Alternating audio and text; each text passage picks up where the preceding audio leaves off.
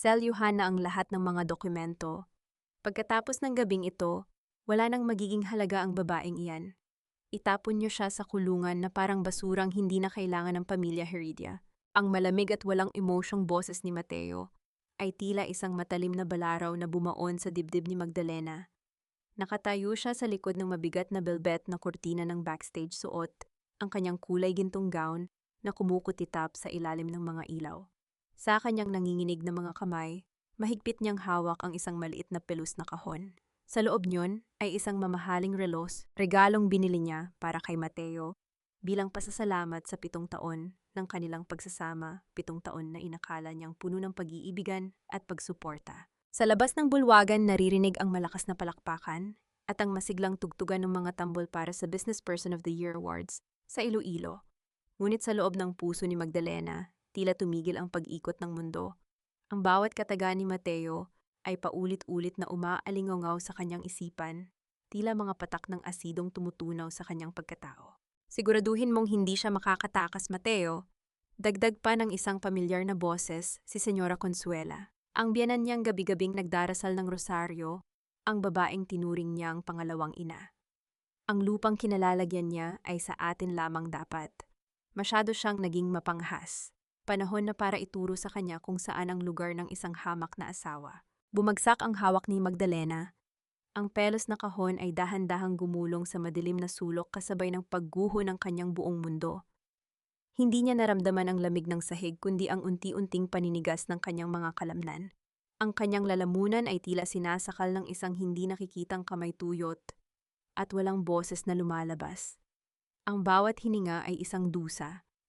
Ang hangin sa loob ng backstage ay biglang naging mabigat, tila amoy ng nabulok na mga pangako.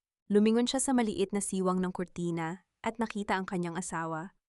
Nakasuot ito ng tuxedo, mukhang kagalang-galang at perpekto. Ngunit sa tabi nito ay nakatayo si Clara, ang babaeng itinuring ni Magdalena na malapit na kaibigan. Nakita niya ang marahang paghaplos ni Mateo. Sa tiyan ni Clara, isang kilos na puno ng pag-iingat at pagmamahal, isang klaseng pagmamahal na kailanman ay hindi niya naramdaman mula sa asawa. Magdalena Heredia, please come up on stage to receive your award. Ang anunsyong iyon ay tila isang malupit na biro. Sa gitna ng pagkawasak ng kanyang kaluluwa, kailangan niyang lumabas at ipakita sa buong mundo ang isang matatag na maskara. Huminga siya ng malalim, pilit na itinatago ang panginginig ng kanyang mga labi. Ang bawat hakbang niya patungo sa liwanag ay tila paglakad sa ibabaw ng mga bubog. Nang tumapak siya sa gitna ng entablado, ang mga flash ng camera ay tila mga kidlat na bumubulag sa kanya. Nakita niya si Mateo at Senyora Consuela sa harapang hanay, kapwa nakangiti at pumapalakpak. Ang kanilang mga mukha ay tila mga anghel, ngunit sa paningin ni Magdalena, sila ay mga halimaw na nag-aabang sa kanyang pagbagsak. This award is for the woman who saved the Heredia Empire. Ang simula ng host, ngunit hindi na natapos ang pangungusap. Biglang bumukas ang malalaking pintuan ng ballroom. Isang pangkat ng mga pulis, ang mabilis na naglakad patungo sa entablado. Ang bulungan ng mga bisita ay tila isang malakas na ugong ng mga bubuyog. Nanlamig ang mga daliri ni Magdalena. Tumingin siya kay Mateo, naghahanap ng kahit katiting na pag-aalala, ngunit ang nakita niya ay ang isang mapanuyang ngiti na sandaling sumilay sa mga labi nito bago ito nagkunwaring nagulat.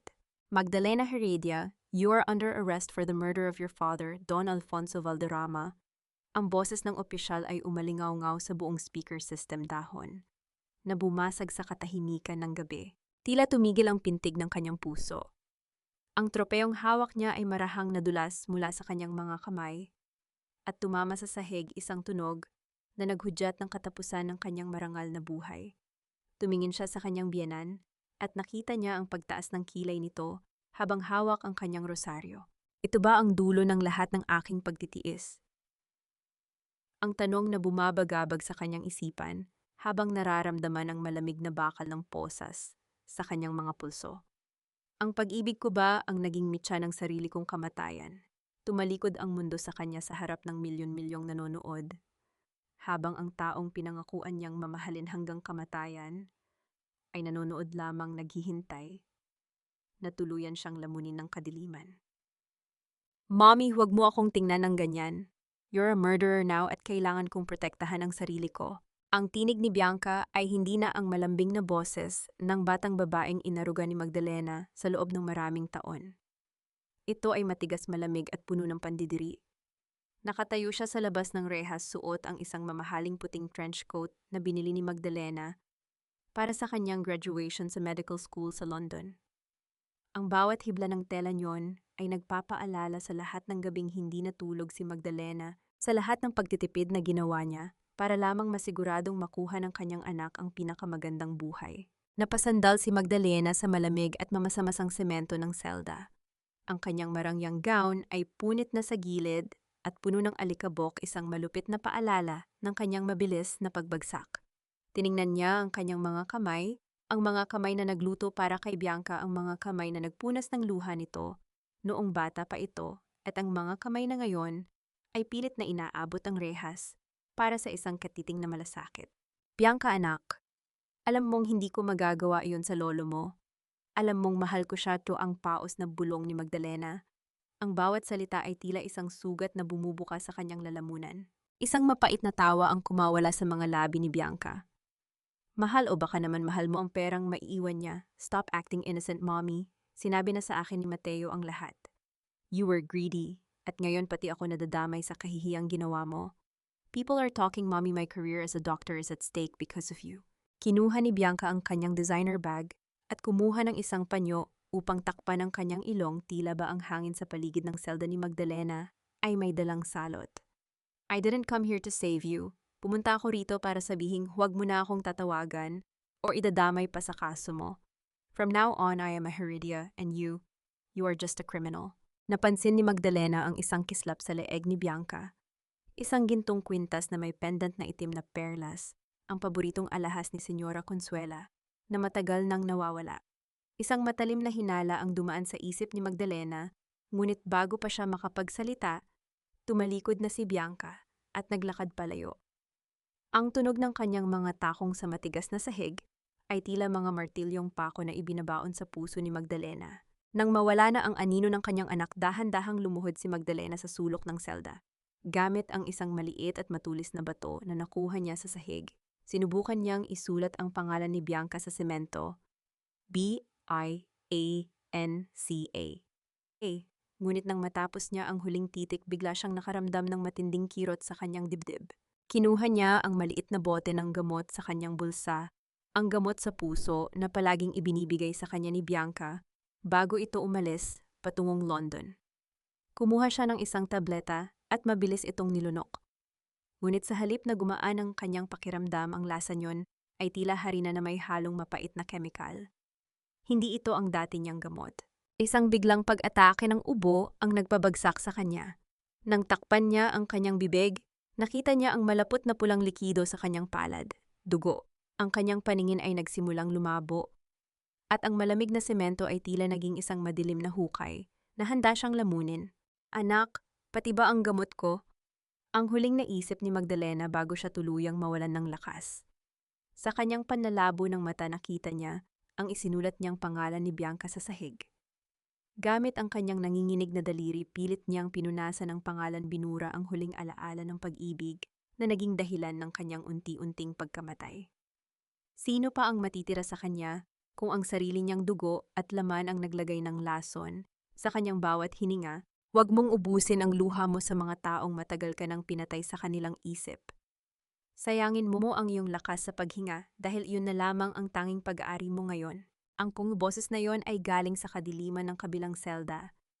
Ito ay malalim bahagyang paos, ngunit may kakaibang awtoridad na tila humahaplos sa nagdurugong puso ni Magdalena. Napahinto siya sa kanyang paghikbi, ang kanyang mukha ay nakadikit pa rin sa malamig na semento, habang ang lasa ng dugo at alikabok ay nananatili sa kanyang bibig. Sa gitna ng katahimikan ng pita, narinig niya ang kaluskos ng tuyong dayami mula sa kabilang panig ng pader. Isang anino ang dahan-dahang lumapit sa mga rehas na naghihiwalay sa kanilang dalawa.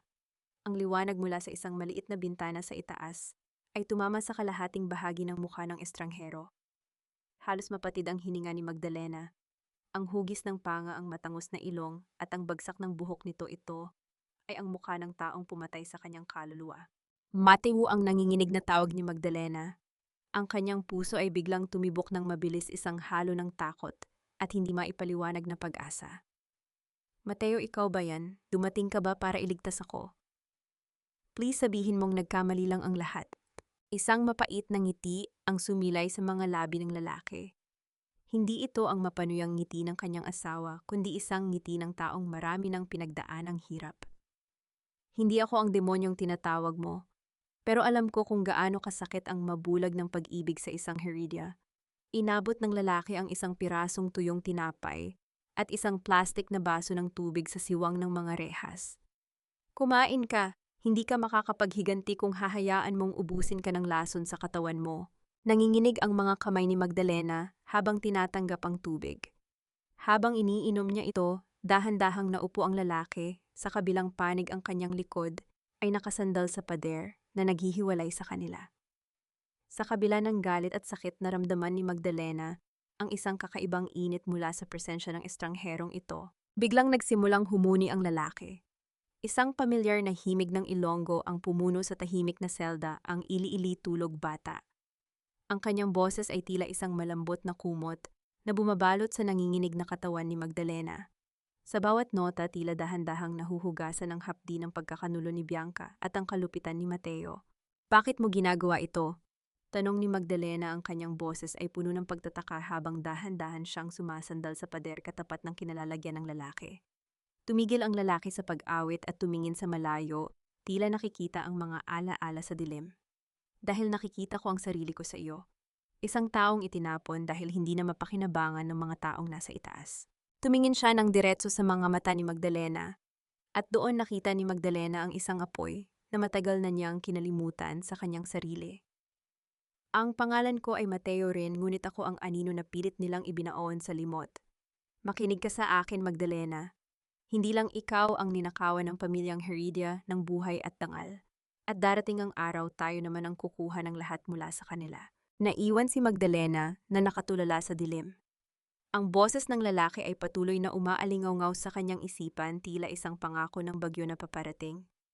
Sa unang pagkakataon mula nang siya ay arestuhin, hindi na lamang sakit ang nararamdaman niya. May isang maliit na buto ng pag-aaklas ang nagsimulang tumubo sa gitna ng kanyang vawan na pagkatao. Sino ang lalaking ito na may mukha ng kanyang kaaway, ngunit may puso ng isang kakampi?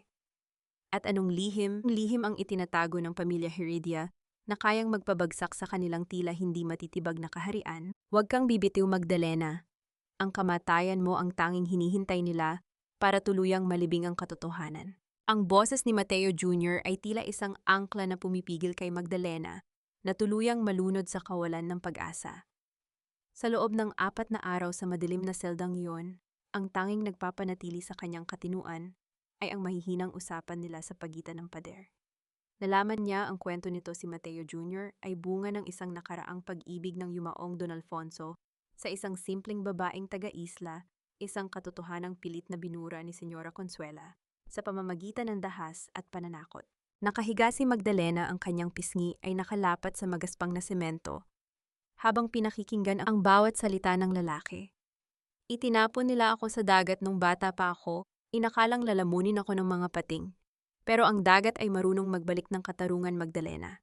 At ngayon ibinalik niya ako rito para saksihan ang pagguho ng kanilang toreng gawa sa kasinungalingan. Ang bawat salita ni Mateo Jr. ay tila mga hibla ng bakal na nagbibigis sa kanilang dalawa. Pareho silang sugatan, parehong biktima ng pamilyang itinuring nilang langit, ngunit impyerno pala ang hatid. Isang gabi narinig ang mabibigat na yabag ng mga bota sa pasilyo kasabay ng kalansing ng mga susi na tumatama sa bakal na rehas. Hindi ito ang karaniwang oras ng pagpapakain. Isang matandang babae na may suot na kupas na uniforme ng tagalinis ang huminto sa harap ng selda ni Magdalena. Senyora Magdalena, ang bulong ng matanda. Nang iangat ni Magdalena ang kanyang paningin, nakilala niya ang mga matang iyon. Si Lola Bining ang pinakamatandang manggagawa sa kanilang kong ng mga perlas. Ang mga mata nito ay puno ng luha habang nakatingin sa kaawa-awang kalagayan ng kanyang dating amo. Mabilis na kumuha si Lola Bining ng isang maliit na balutan mula sa kanyang bulsa at isiningit ito sa ilalim ng rehas. Ito ay mga halamang gamot na nilaga ko, senyora. At heto ang tunay mong gamot sa puso. Ninakaw ko ito mula sa bag ni Bianca noong bumisita siya sa mansyon. Huwag mong iinumin ang ibinibigay nila sa iyo rito, nilalason nila ang iyong dugo. Nanginginig ang mga daliri ni Magdalena habang hinahawakan ang balutan. Salamat Lola Bining. Bakit mo ito ginagawa, mapapahamak ka? Dahil ikaw lang ang tumuring sa aming tao. Senyora, sagot ng matanda habang mabilis na pinupunasan ang kanyang mga luha. Simula nang makulong ka, parang naging kulungan na rin ang song. Binawasan ni Mateo ang aming sahod at ibinebenta niya ang mga itim na perlas sa mga dayuhan ng palihim. Kailangan mong makalabas dito. Iniabot din ni Lola Bining ang isang maliit na piraso ng papel. Yan ang listahan ng mga barkong dadaan sa Iloilo sa susunod na linggo. Sabi ni Attorney Miguel, iyon ang araw ng iyong paglipat sa malaking bilangguan sa Manila. Doon ka nila balak tapusin. Nang makaalis si Lola Bining, agad na lumapit si Mateo Jr. sa pader. Narinig mo iyon, Magdalena, yon na ang pagkakataon natin. Ang paglipat mo sa Manila ang magiging simula ng iyong kalayaan o ang iyong huling hantungan. Sa ilalim ng madilim na liwanag ng buwan na sumisilip sa maliit na bintana, kinuha ni Magdalena ang isang maliit na perlas na lihim na ibinigay ni Lola Bining. Ito ay isang itim na perlas, ang perlas na siya mismo ang nag-alaga. Sa gitna ng kanyang kahinaan, naramdaman niya ang isang bagong lakas. Ang lason sa kanyang katawan ay unti-unting napapalitan ng isang mas matinding lason, ang kinalakihang galit na handang sumabog. Tutulungan kita, Mateo Jr. Bulong ni Magdalena, ang kanyang boses ay wala na ang panginginig. Pero kailangan nating tiyakin na sa oras na lumabas tayo rito, wala nang matitirang bato sa mansyon ng mga Heredia. Gusto kong makita silang lumuluhod sa harap ng mga taong itinuring nilang alipin. Kung gayon, kailangan nating maging mga anino, sagot ni Mateo Jr.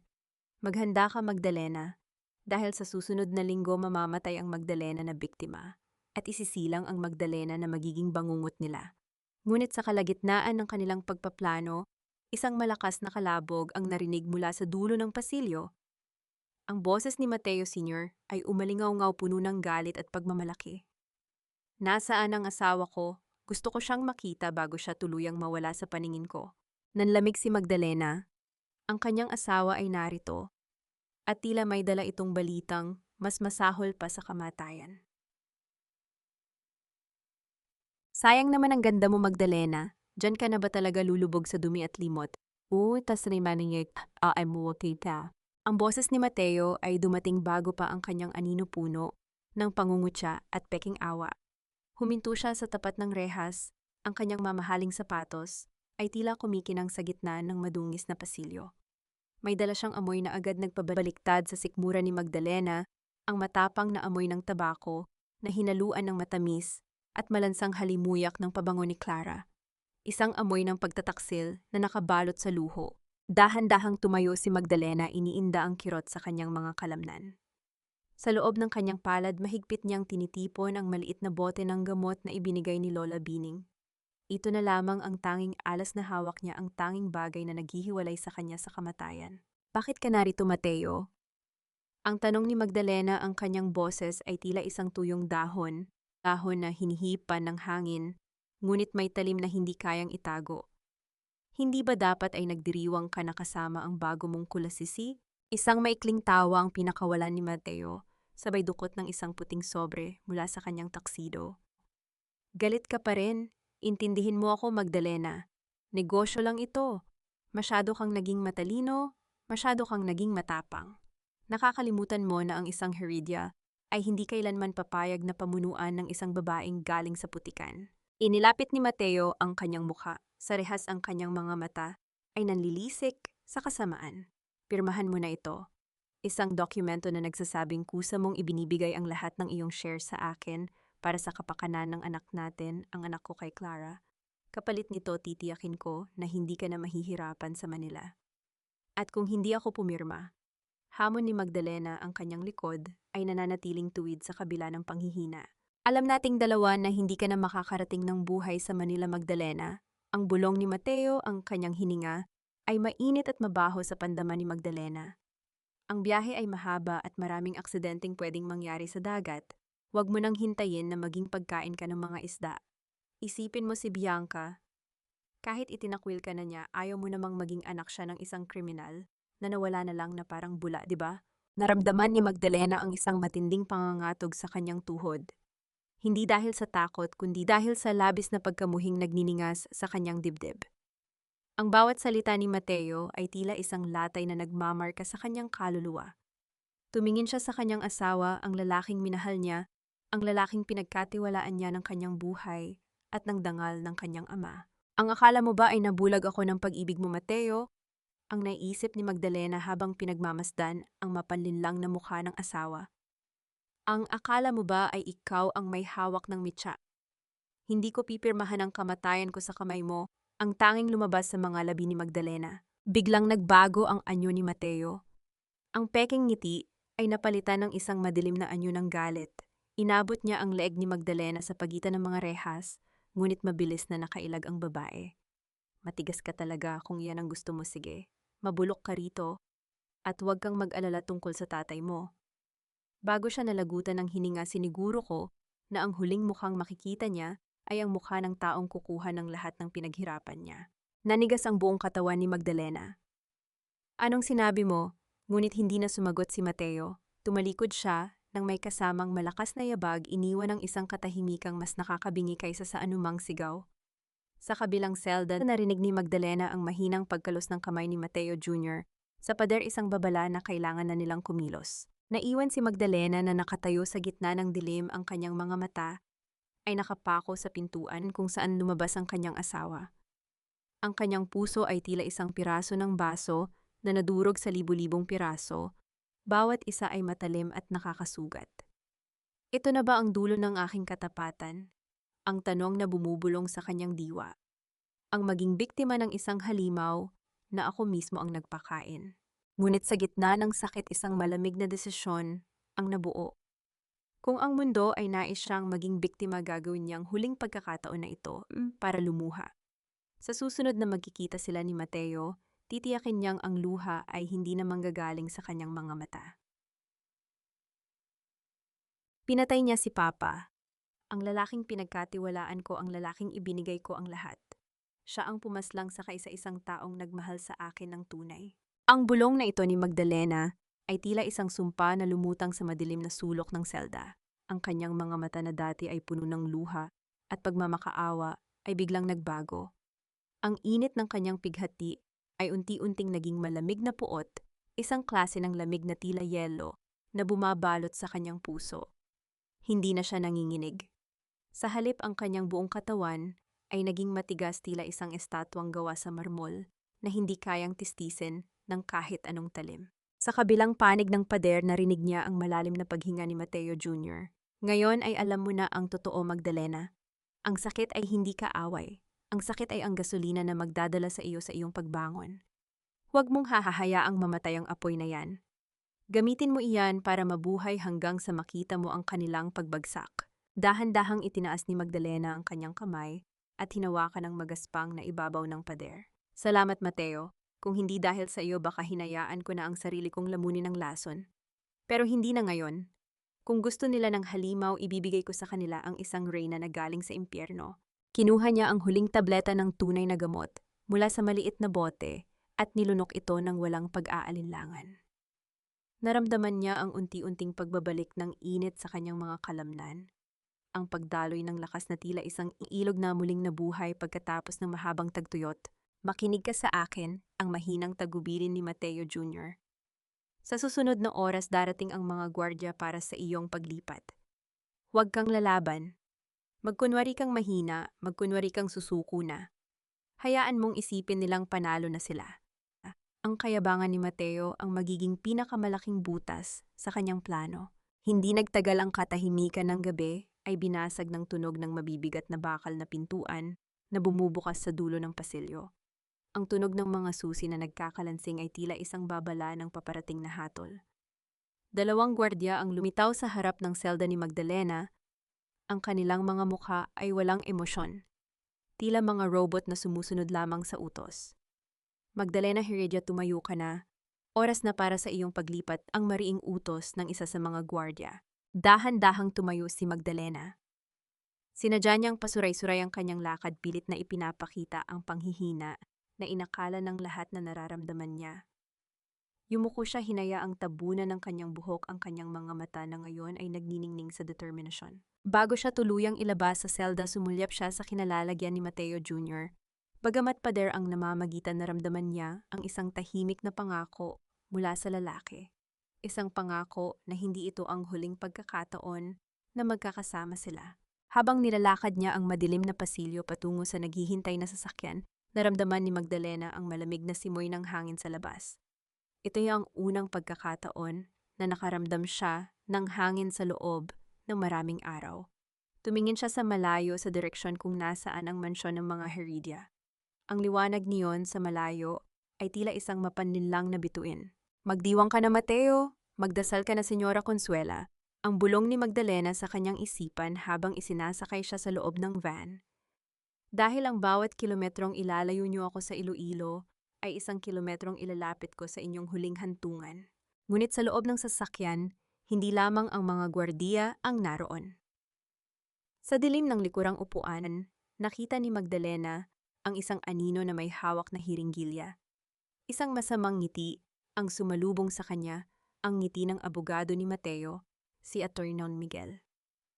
Akala mo ba ay hahayaan ka naming makarating ng buo sa Manila, Magdalena? Ang malamyos ngunit mapanganib na tanong ng abogado. Masyado kang maraming alam, panahon na para matulog ka ng mahimbing habang buhay. Nanlaki ang mga mata ni Magdalena. Ang plano ni Mateo Jr. ay may butas, hindi niya akalain na sa loob mismo ng sasakyan ay may naghihintay na executioner. Huwag kang malikot, Magdalena. Mas mabilis itong matatapos kung hindi ka lalaban. Ituturing mo itong isang mabilis na panaginip patungo sa kabilang buhay. Ang tinig ni Attorney Miguel ay parang malapot na putik na dumidikit sa pandama ni Magdalena. Sa loob ng makipot at madilim na van, ang tanging liwanag ay ang malamig na kislap ng dulo ng hiringgilya na hawak nito. Ang taong ito na dating pinagkakatiwalaan ni Magdalena sa lahat ng kanyang legal na dokumento, ang taong hiningan niya ng payo noong mamatay ang kanyang ama, ay narito ngayon bilang isang berdugong nakasuot ng mamahaling barong. Naramdaman ni Magdalena ang panginginig ng kanyang mga tuhod, ngunit hindi ito dahil sa takot na mamatay. Ito ay dahil sa galit na tila bumubukal mula sa kailaliman ng kanyang kaluluwa. Ang kanyang puso ay tumitibok ng mabilis, bawat tibok ay tila isang tambol na nagbababala ng digmaan. Ang amoy ng alcohol mula sa hawak ni Miguel ay humahalo sa amoy ng lumang leather ng upuan ng sasakyan, isang kombinasyon na nagpapasuka sa kanya. Bakit, Miguel, binayaran ka ba nila ng higit pa sa ibinigay ko sa iyo sa loob ng 10 taon? Ang tanong ni Magdalena, pilit na pinatitigas ang kanyang boses sa kabila ng panunuyo ng kanyang lalamunan. Isang mapanuyang tawa ang pinakawalan ng abogado habang dahan-dahang lumalapit ang kanyang kamay sa braso ni Magdalena. Oh, Magdalena, you were always so naive. It's not just about the money, it's about power. At sa bagong mundong itinatayo ni Mateo, wala kang puwang. Masyado kang malinis, masyado kang tapat. You're a liability. Sa labas, ang tunog ng pag-ikot ng mga gulong sa aspalto ay tila isang mabilis na martsa patungo sa kamatayan. Napansin ni Magdalena na hindi patungong airport ang tinatahak ng sasakyan. Ang amoy ng alat ng dagat ay nagsimulang pumasok sa loob ng van. Dinadala nila siya sa daungan. Doon nila siya tatapusin at itatapon sa kailaliman ng karagatan kung saan walang sino man ang makakahanap sa kanya. Biglang naramdaman ni Magdalena ang pagdampi ng dulo ng karayom sa kanyang balat. Ang lamig niyon ay tila isang kagat ng ahas, ngunit bago pa man maitulak ni Miguel ang lason, isang malakas at biglang pagpreno ng sasakyan ang naganap. Ang malakas na pagugong ng mga gulong sa kalsada ay sinundan ng pagtilapon ni Miguel sa harapang bahagi ng van dahilan upang mabitawan niya ang hiringgilya. Ang pintuan sa likod ay biglang bumukas nang may malakas na kalabog ng bakal. Isang anino ang mabilis na pumasok at hinablot ang gulat na abogado. Ang tunog ng suntok na tumama sa panga ni Miguel ay naging musika sa pandinig ni Magdalena. Sabi ko sa iyo, Magdalena, ang dagat ay marunong magbalik ng katarungan. Ang boses na yon ay hindi kayang ipagkamali. Si Mateo Jr., nakahinga ng malalim si Magdalena habang mabilis na kinalas ni Mateo Jr. ang kanyang mga posas.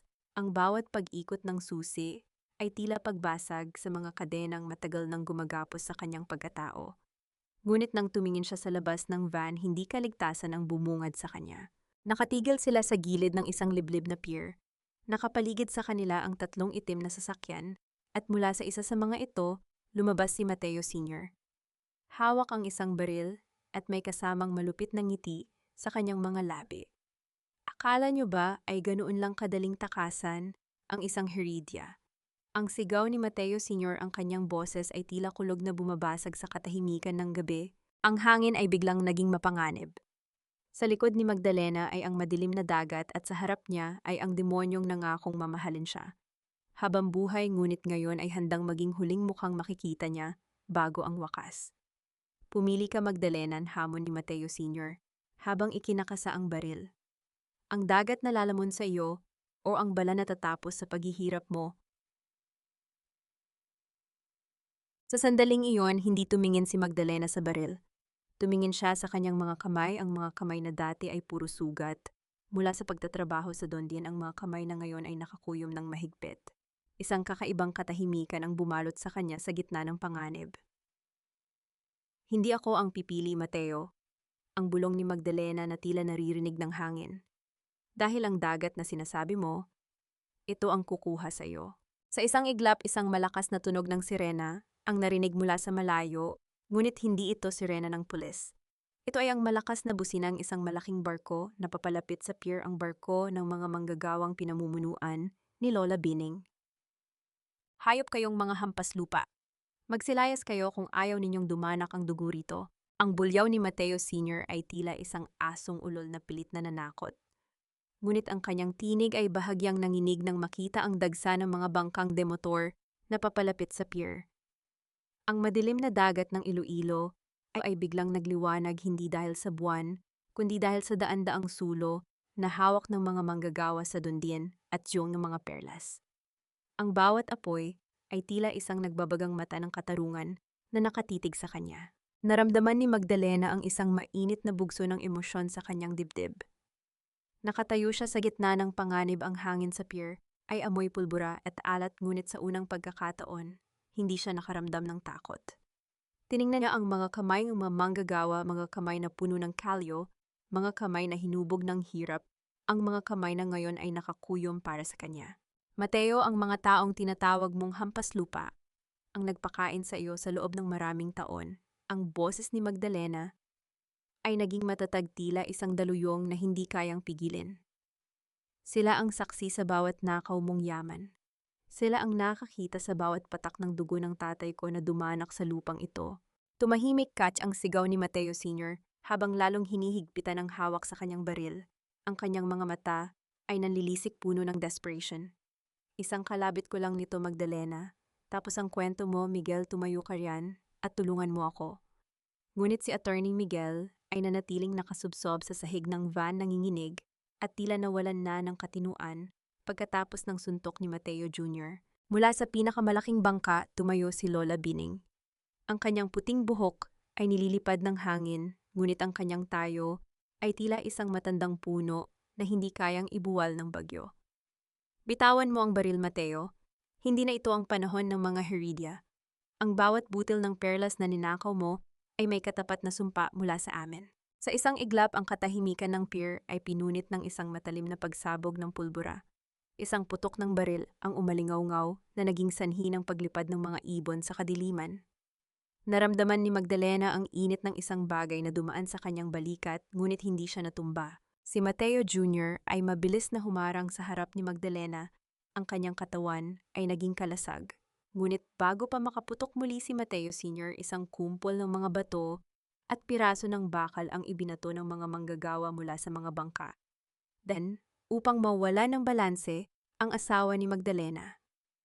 Ngayon na Magdalena takbo, ang utos ni Mateo Jr. habang hinahablot ang kanyang kamay. Tumakbo sila patungo sa gilid ng pier.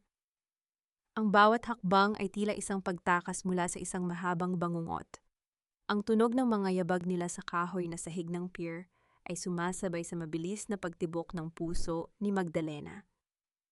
Sa likuran nila narinig ang malakas na kalabog ng pagkakatumba ni Mateo Sr. at ang galit na sigaw ng mga manggagawang nagsimulang umakyat sa pier. Inalalayan ni Mateo Jr. si Magdalena na makasakay sa isa sa mga bangka. Nang makatapak siya sa matibay na kahoy ng sasakyang pandagat, naramdaman niya ang malamig na tubig na tumatalsik sa kanyang mukha. Lumingon siya sa huling pagkakataon at nakita ang kanyang asawa, ang makapangyarihang Mateo Heredia, na ngayon ay napapalibutan ng mga taong dati niyang itinuring na alipin. Ngunit sa gitna ng kaguluhan, nakita ni Magdalena ang isang figura na nakatayo sa anino ng isa sa mga itim na sasakyan. Isang babaeng nakasuot ng itim na may hawak na telepono at tila may kausap na kung sino. Hindi ito si Clara. Ang tindigin nito ay pamilyar, tila isang aninong matagal nang nagmamasid sa kanya. Sino siya? Ang bulong ni Magdalena habang ang bangka ay nagsisimulang lumayo sa pampang. "Huwag ka nang lumingon, Magdalena," ang sabi ni Mateo Jr. Ang kanyang boses ay puno ng pag-aalala habang pinupunasan ang sugat sa balikat ng babae. "Malayo na tayo. Ligtas na tayo. Sa ngayon." Habang pinuputol ng bangka ang madilim na alon ng Iloilo, tiningnan ni Magdalena ang kanyang mga palad. Wala na ang kanyang hankoy. Naiwan iyon sa pier kasama ang lahat ng kanyang sakit at pagsasakripisyo. Ngunit sa kabila ng kaligtasan, isang bagong kaba ang gumapang sa kanyang dibdib. Ang babaeng nasa anino, ang misteryong iniwan niya sa pampang, iyon ang tila magiging susunod na tinik sa kanyang lalamunan. Ang laban ay hindi pa tapos. Ito ay nagsisimula pa lamang. Patay na ang babaeng naniwala sa mga pangako mo, Mateo. Ang Magdalenang nangarap ng isang tahimik na tahanan ay nalunod na sa madilim na tubig ng Iloilo. Ang bulong na ito ni Magdalena ay tila isang huling pamamaalam sa kanyang nakaraan, habang ang maliit na bangka ay patuloy na bumabaybay sa pagitan ng malalaking alon. Nakaupo siya sa sahig ng bangka, ang kanyang likod ay nakasandal sa matigas na kahoy, habang ang lamig ng gabi ay dahan-dahang tumatagos sa kanyang basang gown. Ang bawat hampas ng tubig sa gilid ng sasakyang pandagat ay tila isang paalala ng bawat sampal na tinanggap niya mula sa tadhana. Lumapit si Mateo Jr. at dahan-dahang inalis ang punit na tela sa balikat ni Magdalena. Sa ilalim ng malamig na liwanag ng buwan, nakita niya ang mahabang galos na iniwan ng bala ni Mateo Sr. Hindi ito malalim, ngunit ang hapdi niyon ay tila umaabot hanggang sa kailaliman ng kanyang buto. "Tiisin mo ng kaunti, Magdalena," ang malumanay na sabi ni Mateo Jr. Kinuha niya ang kanyang sariling panyo at binasa ito ng malinis na tubig upang linisin ang sugat. Napaigtag si Magdalena sa hapdi. Naramdaman niya ang init ng mga daliri ni Mateo Jr. na dumidampi sa kanyang balat. Isang kakaibang pakiramdam ang gumapang sa kanyang dibdib, isang halo ng kaba at pagpapasalamat. Sa gitna ng lahat ng panlilinlang na naranasan niya, ang haplos na ito ang tanging bagay na naramdaman niyang totoo. "Bakit ka bumalik para sa akin?" Ang tanong ni Magdalena, ang kanyang mga mata ay nakatitig sa malayo sa anino ng mga pulo na unti-unting lumilitaw sa dilim. "Maaari ka namang tumakas na lang at iligtas ang sarili mo. Bakit kailangan mo pang itaya ang buhay mo para sa isang babaeng wala ng silbi?" Tumigil si Mateo Jr. sa kanyang ginagawa at tumingin ng diretso sa mga mata ni Magdalena. "Dahil sa mundong ito na puno ng mga huwad na perlas, ikaw lang ang nakita kong may tunay na liwanag. Hindi ka walang silbi, Magdalena. Ikaw para matapos ang kasamaan ng mga Heredia. At ikaw ang dahilan kung bakit gusto ko pang maniwala na may kabutihan pa sa mundong ito." Isang sandali ng katahimikan ang namayani sa pagitan nila. Ang tanging naririnig ay ang mahinang pagugong ng makina ng bangka at ang paghinga ng bawat isa. Ang distansya sa pagitan ng kanilang mga mukha ay sapat na para maramdaman ni Magdalena ang init ng hininga ng lalaki. Ngunit bago pa man maging mas malalim ang sandaling iyon, naalala ni Magdalena ang nakita niya sa pier. "Mateo," ang babaeng nasa anino kanina. Ang simula ni Magdalena, ang kanyang boses ay puno ng pag-aalinlangan. "May nakita akong babae bago tayo umalis." Nakatayo siya malapit sa mga sasakyan ni Mateo Sr. Hindi siya si Clara. Ang tindig niya, ang paraan ng kanyang pagkilos. "Parang kilala ko siya." Kumunot ang noo ni Mateo Jr. "Sigurado ka ba inakala ko ay mga tauhan lang ni Mateo ang nandoon?" Hindi ang giit ni Magdalena. May hawak siyang telepono. Tila siya ang nagbibigay ng impormasyon. Kung hindi siya tauhan ni Mateo, kaninong panig siya? At bakit tila binabantayan niya ang bawat galaw ko? Ang tanong na yon ay tila isang malamig na hangin na dumaan sa pagitan nila. Ang kaba na kanina ay nawala na ay muling bumalik. Hindi pa sila tuluyang ligtas. Ang mga kalaban ni Magdalena ay tila hindi lamang ang pamilya Heredia, kundi pati ang mga aninong matagal nang nagtatao sa dilim. Dadalhin kita sa isang tagong isla, ang sabi ni Mateo Jr., habang muling binubuhay ang bilis ng makina. Doon ay ligtas tayo, may isang lumang bodega doon na pag-aari ng aking ina. Doon natin pagpaplanuhan ang susunod nating hakbang. Habang papalapit ang bangka sa isang maliit na dalampasigan na napapalibutan ng matatayog na puno ng niyog, napansin ni Magdalena ang isang kakaibang bagay. Sa gitna ng islang dapat ay walang tao, may isang maliit na liwanag na nagmumula sa bintana ng bodega. Nanlamig ang mga kamay ni Magdalena. Ang bawat hibla ng kanyang buhok ay tila tumayo sa takot. Mateo, may tao sa loob. Sino ang naghihintay sa kanila sa islang inakala nilang magiging kanlungan? Isang kaibigan o isa na namang nakatakdang tumapos sa kanilang huling pagkakataon. Hindi lahat ng liwanag ay nagdadala ng pag-asa. Ang iba ay nariyan lamang para ilantad ang mas masakit na katotohanan. Ang bulong na ito ni Magdalena ay tila isang babala sa kanyang sarili habang dahan-dahan silang lumalapit ni Mateo Jr. sa pintuan ng bodega. Ang liwanag na nagmumula sa loob ay malamig at pasulput-sulpot, tila isang hiningang nag-aagaw buhay sa gitna ng katahimikan ng isla. Hawak ni Mateo Jr. ang isang kinakalawang na tubong bakal, ang kanyang mga kalamnan ay nakabantay handang sumabog sa anumang sandali. Naramdaman ni Magdalena ang mabilis na pagtibok ng kanyang puso sa kanyang lalamunan. Ang bawat hakbang sa buhanginan ay tila napakalakas sa kanyang pandinig, isang tunog na maaaring magkanulo sa kanilang presensya. Ang amoy ng nabubulok na kahoy at alat ng dagat ay humahalo sa amoy ng takot na unti-unting lumalamon sa kanyang katinuan. Nang marating nila ang pintuan, dahan-dahan itong itinulak ni Mateo Jr., ang tunog ng mga bisagra na kinakalawang ay bumasag sa katahimikan, isang mahaba at nakakangilong huni na tila isang daing ng isang kaluluwang nagdurusa. Sa gitna ng bodega nakaupo ang isang figura sa isang lumang silya. Isang matandang babae na may suot na itim na bandana, ang kanyang mukha ay nababalot ng anino, ngunit ang liwanag ng isang maliit na kandila sa kanyang harap ay sapat na para makita ang kanyang mga kamay na abala sa pag-ayos ng mga lumang litrato. Aling Lourdes, ang gulat na tanong ni Magdalena. Ang matandang babae, ang kilalang marites ng Dondia, ng taong gabi-gabing nag-i-livestream ng mga chismis tungkol sa pamilya Heredia, ay dahan-dahang nag-angat ng tingin. Wala sa kanyang mga mata ang dating kislap ng panunukso. Sa halip, ang nakita ni Magdalena ay isang malalim na balon ng lungkot at pagsisisi.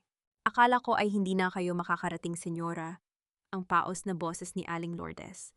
Hinihintay ko ang gabing ito sa loob ng maraming taon, ang gabing kailangan ko nang ilabas ang lahat ng basura na itinago ko sa ilalim ng aking dila.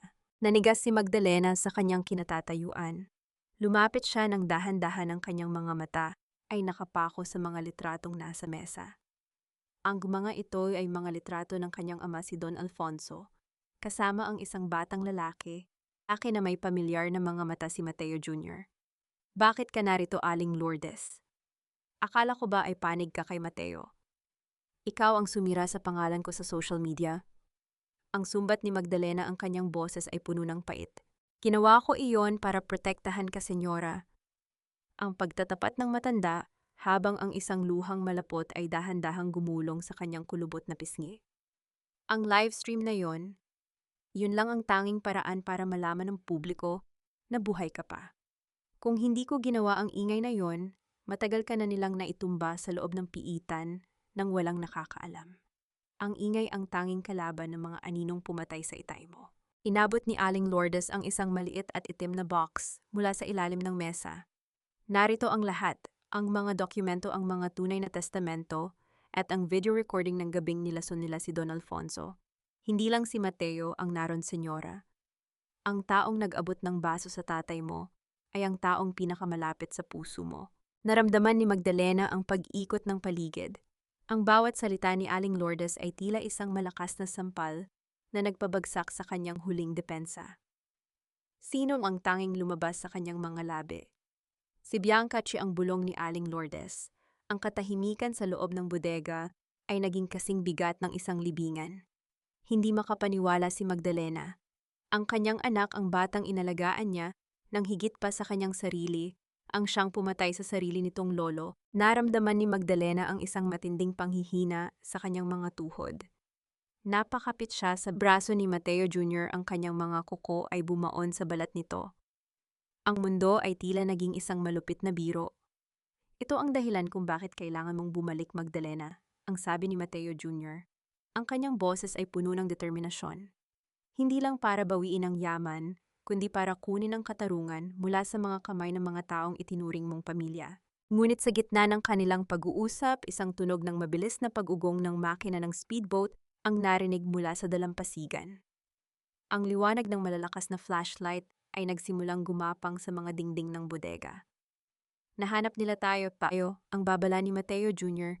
habang mabilis na hinahablot ang itim na box. Sino ang dumating sa isla, si Mateo Sr. ba, na may dalang higit na galit, o ang mismong anak ni Magdalena na handang tapusin ang sinimulan niyang krimen? Mommy, bakit hindi ka na lang kasi nabulok sa kulungan? Bakit kailangan mo pang humantong sa islang ito para lang pahirapan kaming lahat? Ang boses ni Bianca ay tila isang hagupit ng latigo na bumasag sa maalumigmig na hangin ng bodega. Nakatayo siya sa may pintuan, pinaliligiran ng tatlong lalaking armado ng malalakas na flashlight, na tila mga matang nagniningning sa dilim. Ang liwanag ay tumatama sa kanyang mukha. Ang mukhang pinagpuyatan ni Magdalena, noong ito ay may lagnat ang mukhang hinalikan niya sa bawat pagtatapos ng araw. Ngunit ngayon ang mukhang iyon ay tila isang maskara ng kasamaan, walang bahid ng pagsisisi. Walang bakas ng pagmamahal. Naramdaman ni Magdalena ang isang matinding pangangatog, hindi dahil sa takot sa mga baril, kundi dahil sa hapdi ng katotohanan.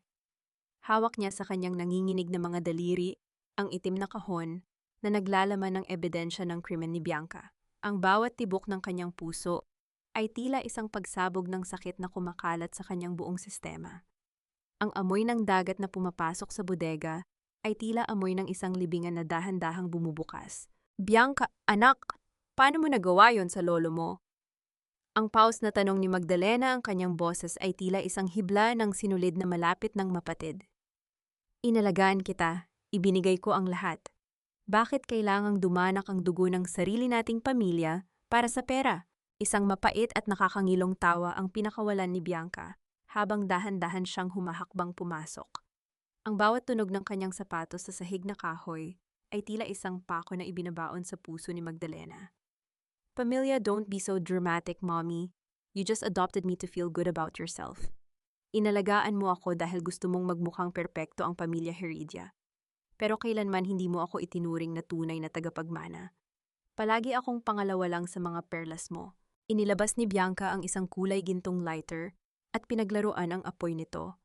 Ang maliit na ningas ay sumasalamin sa kanyang mga mata, na tila may sariling demonyong nananahan. Si Lolo, he was going to change his will. Ibibigay niya ang lahat sa isang foundation para sa mga mahihirap na manggagawa. What about me? What about my future? Hindi ko hahayaang mawala ang marangyang buhay na nakasanayan ko dahil lang sa konsensya ng isang matanda. Hayop ka, ang sigaw ni Mateo Jr. habang pilit na humaharang sa harap ni Magdalena, ngunit agad siyang tinutukan ng baril ng isa sa mga tauhan ni Bianca. Huwag kang makialam, fake Mateo, ang pangungutya ni Bianca. Mommy, ibigay mo sa akin ang kahon na yan. Kung hindi, titiyakin kong ang islang ito ang magiging huling hantungan niyo ni Aling Lourdes. Isipin mo, isang click lang ng lighter na ito at matutupok ang lahat ng ebidensya kasama ang mga bangkay niyo. Tiningnan ni Magdalena ang kahon pagkatapos ay tumingin siya kay Bianca. Nakita niya ang kwintas na suot ng anak, ang kwintas na binili niya noong 10 taon nito. Isang alaala ng pasasalamat na ngayon ay tila isang malupit na biro. Sa sandaling iyon, ang huling bahagi ng pusong ina ni Magdalena ay tuluyan ng naging bato. Ang bawat luha na pumatak mula sa kanyang mga mata ay tila naghuhugas sa kanyang huling kahinaan. Hindi pera ang pumatay sa lolo mo, Bianca. Ang malamig na sabi ni Magdalena, ang kanyang tinig ay wala na ang panginginig, tila isang hangin na galing sa kailaliman ng dagat, kundi ang kawalan mo ng kaluluwa.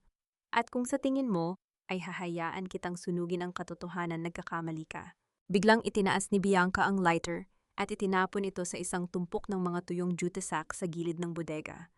Ang apoy ay mabilis na gumapang tila isang gutom na hayop na nagnanais na lamunin ang lahat. Ang usok ay nagsimulang pumuno sa silid, nakakasulasok at nakakabulag. Oops, my hand slipped, ang nakangiting sabi ni Bianca habang dahan-dahang umaatras patungo sa labas. Goodbye, Mommy. Magkita na lang kayo ni Lolo sa kabilang buhay.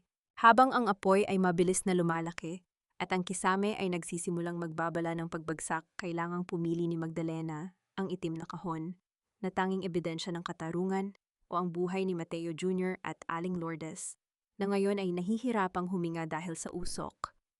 Ano ang mas matimbang sa isang pusong winasak ng sariling anak? Ang katarungang matagal nang ninakaw o ang buhay na tila wala na ring saysay sa gitna ng abo? Mamatay ka na kasama ng mga lihim mo, Mommy Tutal. Mahilig ka naman sa mga antigong bagay, mainam na magsama-sama na kayo sa abo. Ang huling sigaw na iyon ni Bianca ay tila isang sumpa na bumaon sa nagbabagang hangin ng bodega. Ang bawat salita ay may dalang lason na mas matindi pa sa usok na nagsisimula nang lumamon sa silid. Sa labas narinig ang mabilis na pag-arangkada ng speedboat ni Bianca, isang tunog ng pagtakas na nag-iwan kay Magdalena sa gitna ng isang nagngangalit na impyerno. Ang apoy ay mabilis na nagumagapang sa mga tuyong sako, tila mga pulang daliri na nagnanais na maabot ang kisameng gawa sa kawayan at nipa. Ang init ay nagsisimulang humapdi sa balat ni Magdalena at ang bawat hininga niya ay puno ng masangsang na amoy ng nasusunog na kemikal at lumang kahoy. Ang kanyang paningin ay nagsisimulang lumabo habang ang itim na usok ay dahan-dahang bumabalot sa buong paligid. Magdalena, halika na, kailangan nating lumabas. Ang sigaw ni Mateo Jr. habang pilit na inaalayan si Aling Lourdes na hirap ng huminga. Ang lalaki ay nakaluhod sa sahig, pilit na umiiwas sa makapal na usok na nasa itaas na bahagi ng bodega. Tumingin si Magdalena sa itim na kahon na nasa gitna ng sahig. Isang dipa na lamang ang layo yun sa naglalagablab na apoy. Sa loob ng kahong iyon ay ang kanyang katarungan, ang tanging ebidensya na maglilinis sa kanyang pangalan at maglalagay kay Bianca at Mateo Sr. sa likod ng mga rehas. Ngunit sa itaas niyon, ang isang malaking poste ng kahoy ay nagsisimula ng gumuho, umuugong sa bigat at init. Ang kahon Mateo ang ebidensya, ang paos na sigaw ni Magdalena.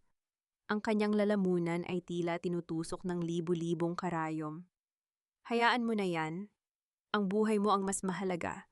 Ang balik na sigaw ni Mateo Jr., ang kanyang mga mata ay puno ng takot para sa babae. Naramdaman ni Magdalena ang isang matinding pagdadalawang isip na tila hihila sa kanyang kaluluwa sa dalawang direksyon. Kung iiwan niya ang kahon, mananatili siyang isang kriminal sa mata ng batas. Kung kukunin niya ito, maaring ito na ang huling bagay na mahahawakan niya bago siya mabagsakan ng nagbabagang kisame. Sa gitna ng panganib, isang alaala ang sumagi sa kanyang isipan, ang mukha ng kanyang ama, si Don Alfonso, noong huli niya itong makitang buhay. Ang pangako niyang kukunin ang katarungan ay tila isang malamig na tubig na nagpatatag sa kanyang loob. Hindi siya pwedeng mamatay rito bilang isang biktima. Mabilis na gumapang si Magdalena patungo sa kahon. Ang init sa kanyang palad ay tila nanggagaling sa kailaliman ng lupa, ngunit hindi siya tumigil. Sa bawat sentimetrong paglapit niya, nararamdaman niya ang paghina ng kanyang katawan. Nang mahawakan niya ang malamig na bakal ng kahon, isang malakas na tunog ng pagkabali ng kahoy ang narinig mula sa itaas. Magdalena, ilag batchul magkakatahan. Isang malaking bahagi ng kisame ang bumagsak saktong sa kinalalagyan ni Magdalena kanina. Ang mga spark ng apoy ay tumalsik sa kanyang mukha, ngunit nagawa niyang gumulong palayo habang yakap-yakap ang itim na kahon. Ang kanyang gown ay nagsimula ng masunog sa laylayan, ngunit agad itong inapula ni Mateo Jr. gamit ang kanyang basang jacket. Wala na tayong oras, takbo. Hinablot ni Mateo Jr. ang braso ni Magdalena at pilit silang naglakad patungo sa butas na nilikha ng apoy sa gilid ng bodega. Nang makalabas sila, ang malamig na hangin ng gabi ay sumalubong sa kanila, isang matamis na ginhawa pagkatapos ng nakakasuffocate na init. Napaluhod si Magdalena sa buhanginan, pilit na inilalabas ang usok sa kanyang baga sa pamamagitan ng malalakas na ubo. Sa kanyang tabi si Aling Lourdes ay nawalan na ng malay, ang mukha nito ay puno ng uling. Lumingon si Magdalena sa nasusunog na bodega. Ang liwanag ng apoy ay sumasalamin sa kanyang mga mata na ngayon ay wala ng luha. Yakap-yakap pa rin niya ang itim na kahon, ang kanyang mga kuko ay bumaon sa bakal niyon. Ngunit ang kanilang kaligtasan ay panandalian lamang. Mula sa madilim na bahagi ng dagat nakita nila ang pagbalik ng speedboat ni Bianca. Ang malakas na ilaw niyon ay tumama sa kanila tila isang huntong naghahanap ng biktima. Nakita ni Magdalena ang kanyang anak na nakatayo sa dulo ng boat. Hawak ang isang baril, ang mukha nito ay puno ng galit dahil nakita silang buhay. Hindi pa pala kayo natutupok. Ang bulong ng hangin tila dalala ang tinig ni Bianca. Mateo, wala na tato. Wala na tayong matataguan. Ang mahinang sabi ni Magdalena habang tinitingnan ang malawak at madilim na dagat sa kanilang likuran. Ang isla ay naging isang bitag na naglalagablab at ang dagat ay naging isang malawak na libingan. Yan, sa gitna ng desperasyon naramdaman ni Magdalena ang isang kamay na humawak sa kanyang balikat. Si Mateo Jr., ito ang kanyang mga mata, ay nananatiling matatag sa kabila ng lahat. Kung ito na ang dulo, Magdalena, hindi ka mamamatay ng mag-isa. Ngunit bago pa man makalapit ang speedboat ni Bianca para tapusin ang kanilang buhay, isang kakaibang tunog ang narinig mula sa kalawakan. Hindi ito tunog ng makina ng bangka kundi ang malakas na pagpagaspas ng mga hélice ng isang helicopter na papalapit at ang isang malakas na boses mula sa speaker ay bumasag sa katahimikan ng gabi. Sino ang dumating sa gitna ng karagatan? Ang mga awtoridad ba na dinala ni Lola Bining o ang misteryosong babae sa anino na kanina pa sumusubaybay sa bawat hakbang ni Magdalena? Bianca, bitawan mo ang baril. Tapos na ang palabas na ito. Huwag mong dungisan ang dagat ng dugo ng sarili mong ina. Ang tinig na iyon ay hindi galing kay Mateo Jr. at lalong hindi kay Magdalena. Ito ay nanggaling sa malakas na speaker ng helicopter na ngayon ay nakalutang sa ibabaw ng dalampasigan tila isang dambuhalang ibon na gawa sa bakal at liwanag. Ang malakas na bugso ng hangin mula sa mga hélice niyon ay nagpaalon sa buhanginan at nagpatalsik sa mga natitirang abo ng nasunog na bodega. Ang nakakabulag na spotlight ay nakatutok ng diretso kay Bianca, dahilan upang mapapikit ito at mapahinto sa pagkalabit ng baril. Nakaluhod si Magdalena sa basang buhangin, ang kanyang mga palad ay punong-puno ng sugat at uling, ngunit mahigpit pa rin niyang kayakap ang itim na kahon. Ang bawat paghinga niya ay isang dusa. Ang lasa ng usok ay nananatili sa kanyang dila, at ang hapdi ng paso sa kanyang balat ay tila libu-libong karayom na tumutusok ng sabay-sabay. Sa gitna ng kaguluhan, tiningnan niya ang helicopter. Sa loob niyon, nakita niya ang anino ng isang babaeng nakatayo ng tuwid, tila isang reynang nagmamasid sa kanyang nasasakupan. Sino ka? Sino ang nakikialam sa amin? Ang sigaw ni Bianca pilit na nilalabanan ng lakas ng hangin. Ang kanyang mukha ay puno ng galit, ang kanyang magandang anyo ay tuluyan ng nilamon ng hitsura ng isang halimaw. Dahan-dahang bumaba ang helicopter sa patag na bahagi ng dalampasigan.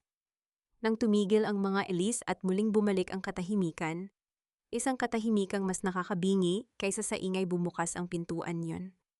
Isang babaeng nakasuot ng eleganteng asul na terno ang bumaba. Ang kanyang bawat hakbang sa buhanginan ay puno ng dignidad, ang kanyang mukha ay hindi mababakas ng kahit anong takot. Senyora Victoria, ang mahinang bulong ni Magdalena.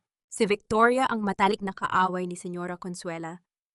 Ang babaeng itinapon ng mga heredya sa limot, 20 taon na ang nakalilipas dahil sa isang lihim na koneksyon sa Dundian. Akala ng lahat ay matagal na itong pumanaw sa ibang bansa, ngunit narito siya ngayon, tila isang bangkay na muling nabuhay para kunin ang katarungan. Magdalena, tumayo ka, ang malumanay ngunit maring sabi ni Victoria. Hindi ka dapat lumuluhod sa harap ng isang batang walang utang na loob. Ang katarungang hawak mo sa kahon na iyan ay kailangan ng mas malakas na kakampi. Lumingon si Victoria kay Bianca, ang kanyang mga mata ay tila mga talim ng kutsilyo. At ikaw, Bianca, ang akala mo ba ay hindi ko alam ang ginawa mo sa Iloilo? Ang bawat laso na ibinigay mo sa iyong lolo, ang bawat kasinungalingang itinanim mo, lahat iyon ay nakatala sa akin. Hindi mo kailanman matatalo ang isang taong mas matagal nang naghihintay ng paghuhukom kaysa sa iyo. Nanginginig ang kamay ni Bianca na may hawak na baril. Nakita ni Magdalena ang takot sa mga mata ng kanyang anak, isang takot na hindi nito maipakita sa kanya, ngunit ngayon ay hindi nito maitago sa harap ni Victoria. Sa isang iglap, binitawan ni Bianca ang baril at mabilis na tumakbo patungo sa kanyang speedboat. Iniwan ang kanyang mga tauhan na ngayon ay napapaligiran na ng mga armadong gwardiya ni Victoria. Hayaan niyo siyang tumakas. Ang pigil ni Victoria sa kanyang mga tauhan Hayaan niyo siyang bumalik kay Mateo at Consuela. Gusto kong makita nila ang kanilang unti-unting pagguho, habang alam nilang ang kanilang pinakamalaking pagkakamali ay buhay pa. Lumapit si Victoria kay Magdalena at inabot ang kanyang kamay. Ang amoy ng mamahaling pabango nito ay humalo sa amoy ng sunog na damit ni Magdalena, isang mulas na pagkakaiba ng dalawang mundo. Bakit niyo ako tinutulungan? Ang tanong ni Magdalena, hindi pa rin binibitawan ang itim na kahon, dahil ang kaaway ng aking kaaway ay aking kaibigan. Ang sagot ni Victoria, na may kasamang misteryosong ngiti. Ngunit tandaan mo, Magdalena, sa mundong papasukin nating muli, walang libreng tulong. Handa ka na bang bayaran ang presyo ng iyong paghihiganti? Naramdaman ni Magdalena ang isang malamig na kaba sa kanyang dibdib. Ang katarungang hinahanap niya ay abot kamay na, ngunit sa likod nito ay isang bagong tanikala na tila handang gumapos sa kanya. Tiningnan niya si Mateo Jr. na ngayon ay inaalayan si Aling Lourdes patungo sa helicopter. Hanggang saan ko kayang ibigay ang aking kaluluwa para sa katarungan? Ang tanong na bumabagabag sa kanyang diwa habang tinatanggap niya ang kamay ni Victoria. Ang tulong ba na ito ay isang ligtas na daungan o isa na namang mas malalim na bitag? Habang paangat ang helicopter mula sa islang nagliliyab, nakita ni Magdalena ang liwanag ng apoy na unti-unting lumiliit sa gitna ng madilim na karagatan. Ang digmaan ay hindi pa tapos. Ito ay pumasok lamang sa isang mas mapanganib na yugto kung saan ang mga anino ay nagsimula nang magpakita ng kanilang tunay na muka. Engong katarungan, Magdalena, ay hindi isang regalo. Ito ay isang nakaw na sandali na kailangang bayaran ng dugo at pawis. Handa ka na bang maging mas malupit kaysa sa mga taong sumira sa iyo? Ang malamig na tinig ni Senyora Victoria ay tila isang hiwa ng matalim na papel sa gitna ng katahimikan ng loob ng helicopter. Nakaupo si Magdalena sa tapat nito balot ng isang puting kumot na gawa sa mamahaling tela, ngunit sa ilalim niyon nararamdaman pa rin niya ang hapdi ng kanyang mga paso at ang malansang amoy ng dugo na natuyo na sa kanyang balat. Ang bawat yanig ng helicopter sa himpapawid ay tila isang paalala na siya ay wala na sa matibay na lupa ng kanyang nakaraan. Tumingin si Magdalena sa bintana. Sa ibaba ang dagat ng Iloilo ay tila isang malawak na itim na telon, walang kislap, walang buhay. Ang kanyang mga kamay ay mahigpit pa ring nakakuyom sa itim na kahon, ang bakal niyon ay tila naging bahagi na ng kanyang mga daliri.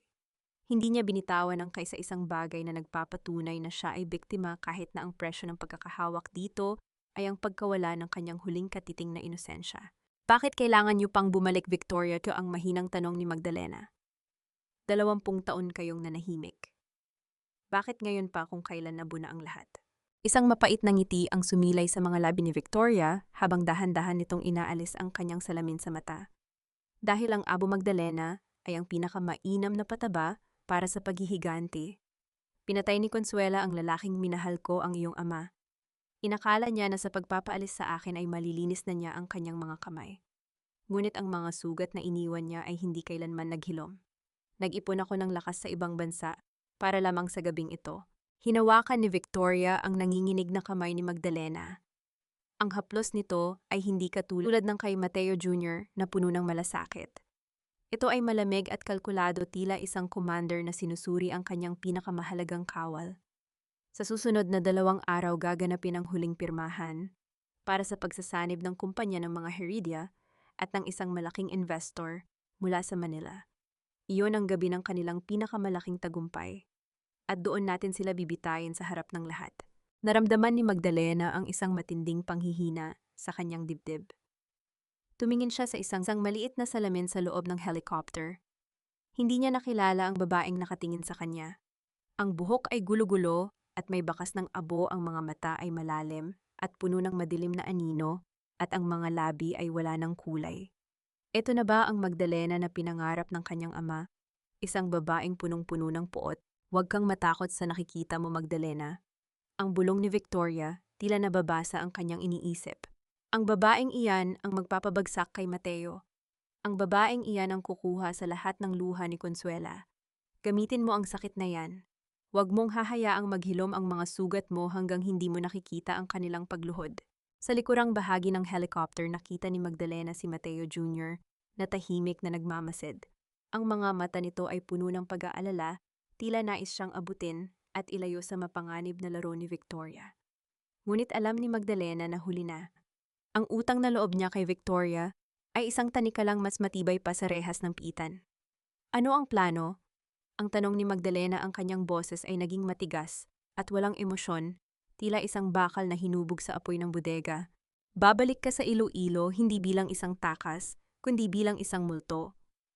Ang sagot ni Victoria habang iniaabot ang isang folder. Isang bagong pagkakakilanlan, isang bagong kapangyarihan. At sa gabing iyon, kapag hawak na ni Mateo ang panulat para pirmahan ang kanyang tagumpay, ikaw ang lalabas mula sa anino para itarak ang katotohanan sa kanyang puso. Habang papalapit ang helicopter sa isang pribadong lupain sa gilid ng bundok, narinig ni Magdalena ang malakas na paghampas ng hangin sa mga puno. Ang tunog niyon ay tila 1,000 boses na sumisigaw ng katarungan. Sa loob ng itim na kahon, naramdaman niya ang bigat ng testamento ng kanyang ama, ngunit sa gitna ng kanyang determinasyon, isang misteryo ang biglang sumagi sa kanyang isip. Victoria, kung alam niyo ang lahat, bakit hindi niyo pinigilan ang pagpatay sa tatay ko? Bakit hinintay niyo pang mawasak ang buhay ko? Tumitig si Victoria sa malayo, ang kanyang mukha ay naging kasing tigas ng bato. Hindi ito sumagot. Ang katahimikang iyon ay naging isang bagong tinik sa lalamunan ni Magdalena. Ang kanyang kakampi ay tila may sariling madilim na lihim na hindi pa nailalantad. Handa na ba si Magdalena na pumasok sa lungga ng mga lobo kung ang nag-iisang tumutulong sa kanya ay maaaring isa ring mangangain ng kaluluwa at tatant? Sino ang babaeng ito na nasa salamin?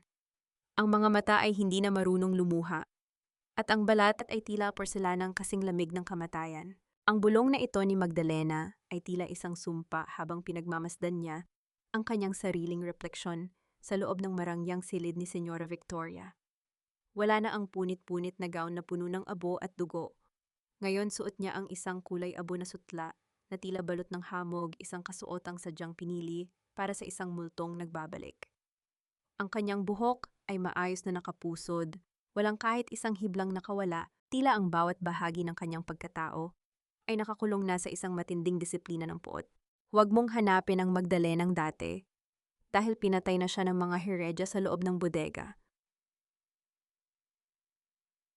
Ang boses ni Victoria ay umalingaw-ngaw mula sa pinto. Pumasok ang matandang babae, hawak ang isang kwintas na gawa sa pinakamahal na itim na perlas.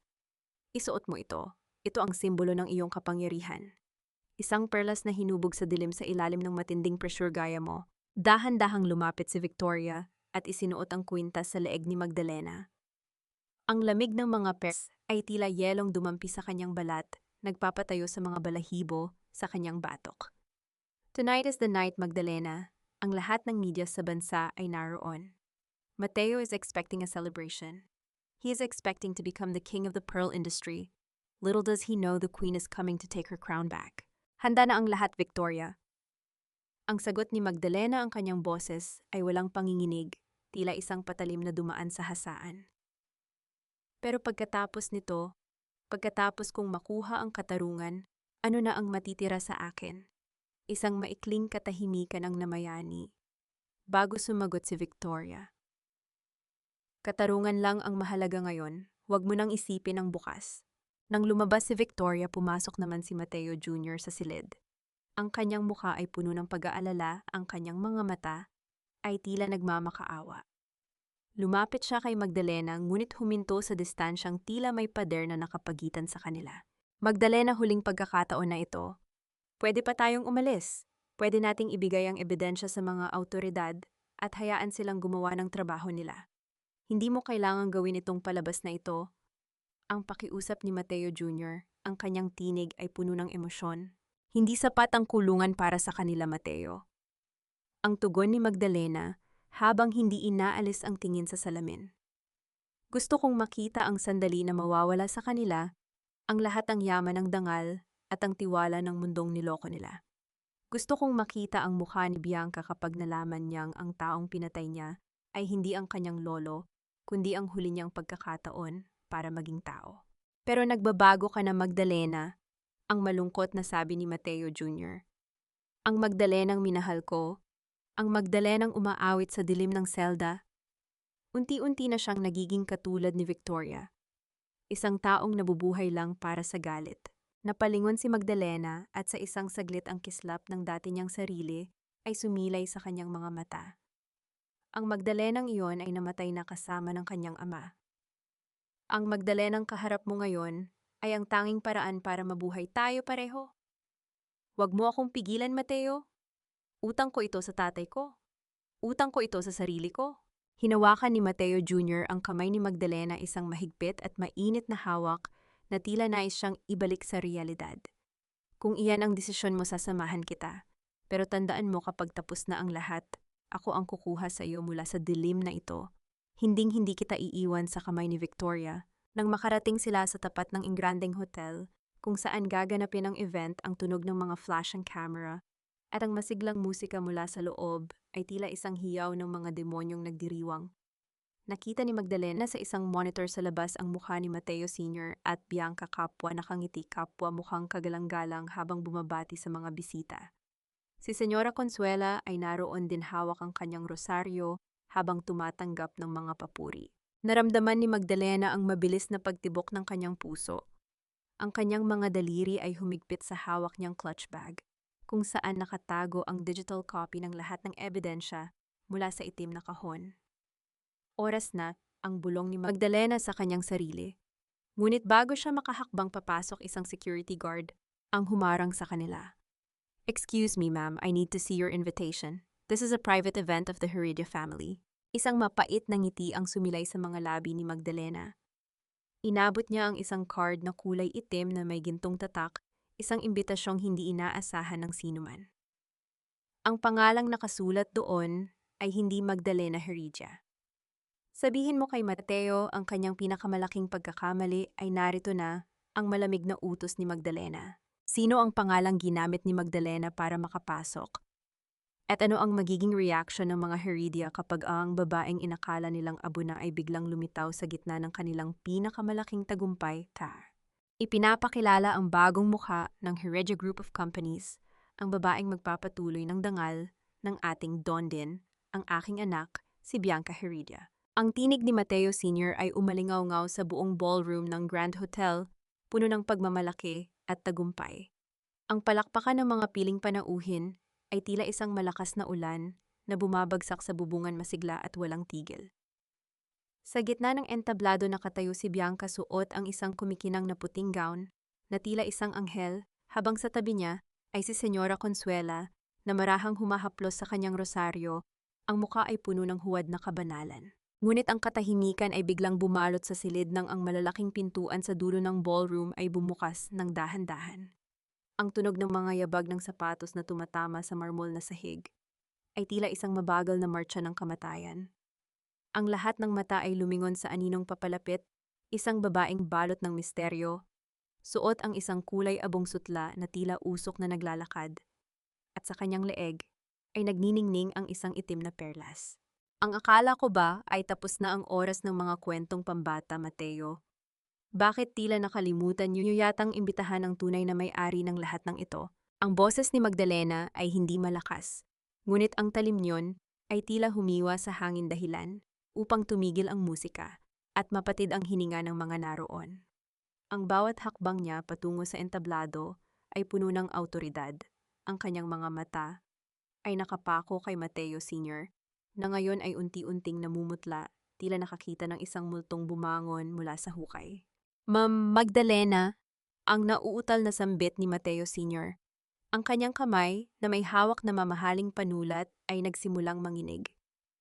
Paano ka nakarating dito?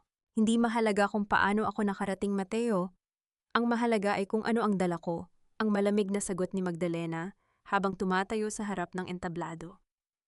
Lumingon siya kay Bianca na ngayon ay nakatitig sa kanya ng may halong takot at pagkamuhi. "Bianca, anak, nakalimutan mo na ba ang turo ko sa iyo? Na ang bawat lihim, gaano man ito kailalim ibinaon, ay palaging pilit na lumalabas para humingi ng katarungan." "Security, get this woman out of here. She's a criminal. She's a fugitive."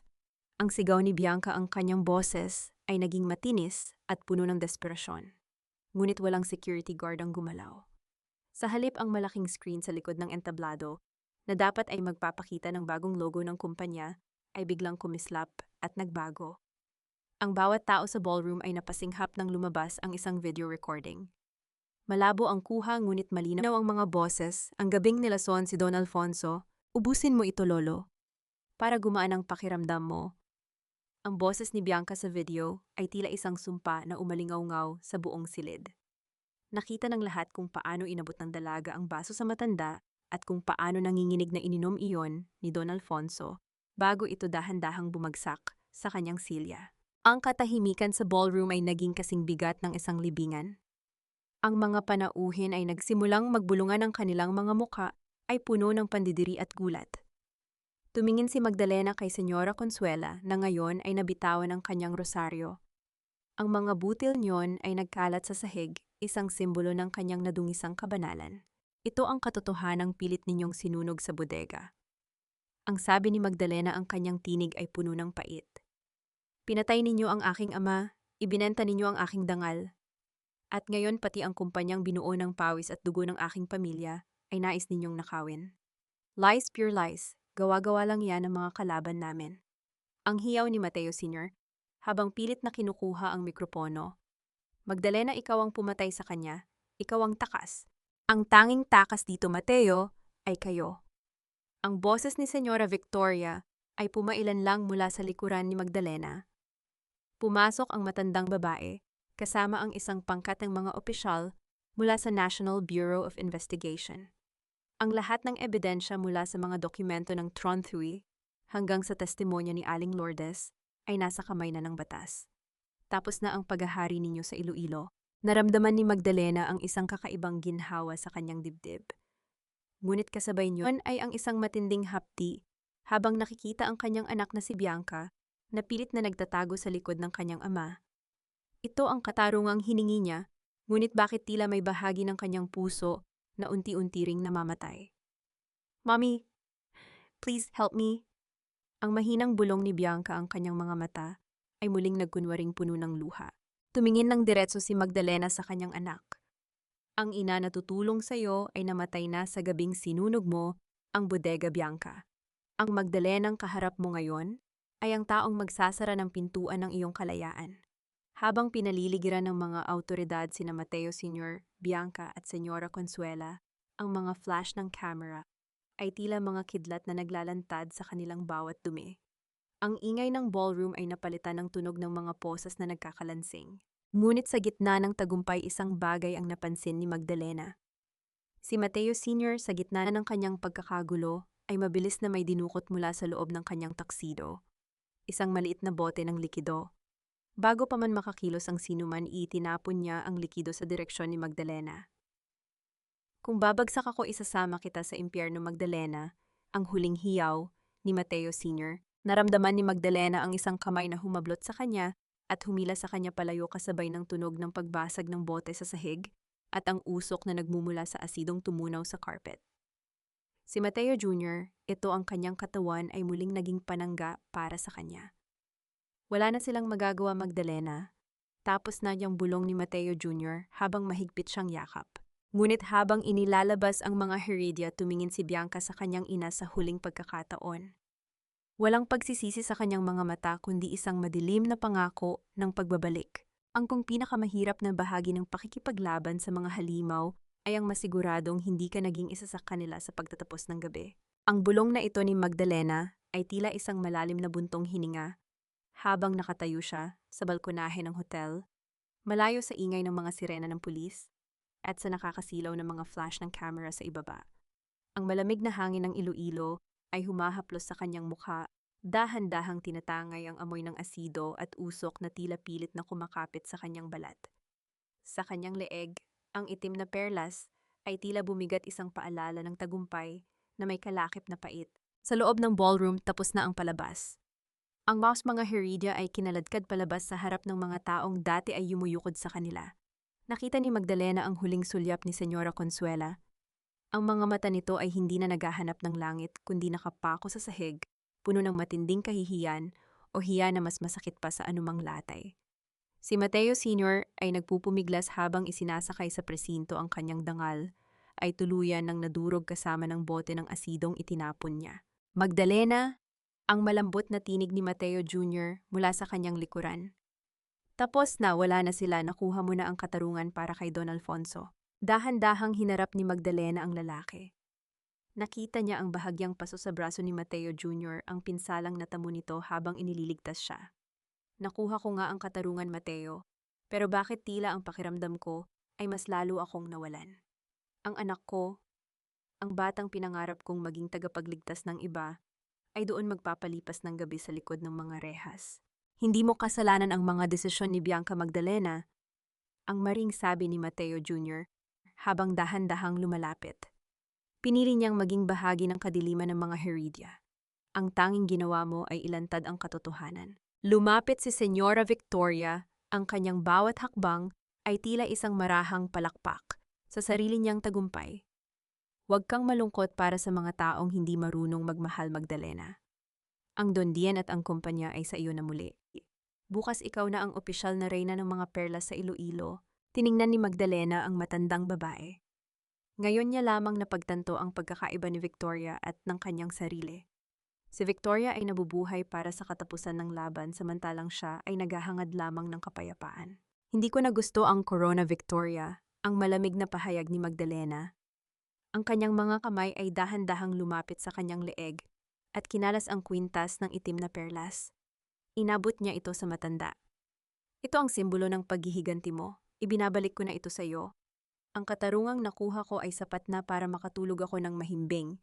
Ang yaman, ang kapangyarihan, hayaan nating ang mga manggagawa ang makinabang dyan. Gulat na gulat si Victoria, ngunit hindi na siya pinansin ni Magdalena. Tumingin ang babae kay Mateo Jr. at sa unang pagkakataon sa loob ng mahabang panahon, isang tunay na ngiti ang sumilay sa kanyang mga labi, isang ngiti na hindi gawa sa porselana, kundi sa pag-asa. Mateo, gusto kong bumalik sa dagat, ang bulong ni Magdalena. Gusto kong pumunta sa lugar kung saan walang mga anino, walang mga perlas na may dugo, at walang pangalang Heredia.